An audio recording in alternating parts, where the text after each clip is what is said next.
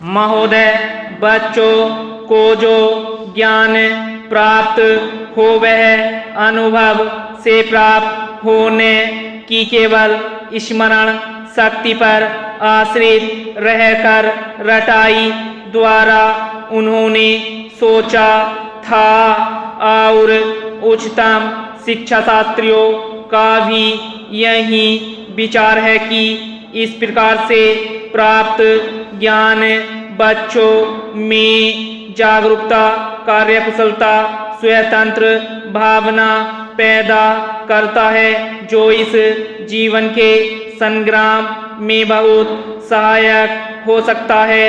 दूसरा मौलिक विचार उनका यह था कि इस प्रकार की शिक्षा इस देश के लिए अनुकूल ही नहीं बल्कि अनिवार्य है।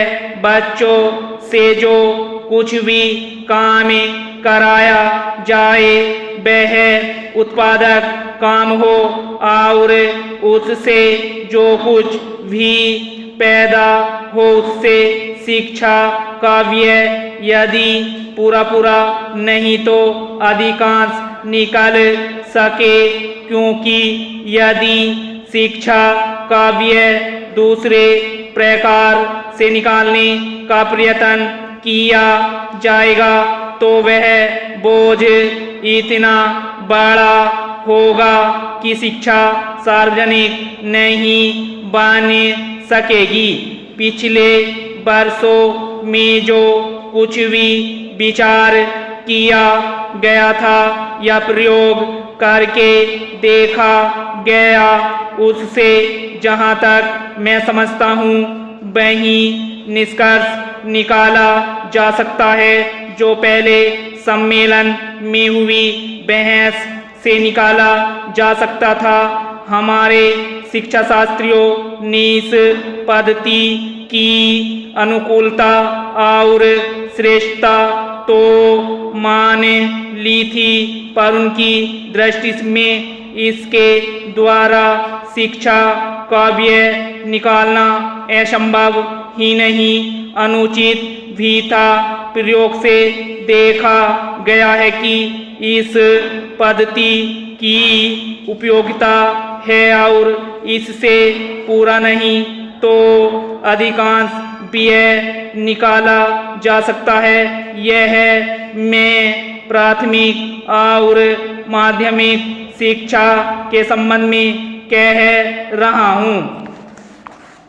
उच्च कोटि की शिक्षा के संबंध में अभी प्रयोग नहीं के बराबर हुआ है, इसलिए उसके संबंध में अभी कुछ भी कहना संभव नहीं है। इतना होते हुए भी हम देखते हैं कि इस पद्धति को उतना प्रोत्साहन नहीं मिला और न इसका उतना प्रचार ही हुआ जितना होना चाहिए था और जितना स्वराज्य प्राप्ति के बाद हम कर सकते थे।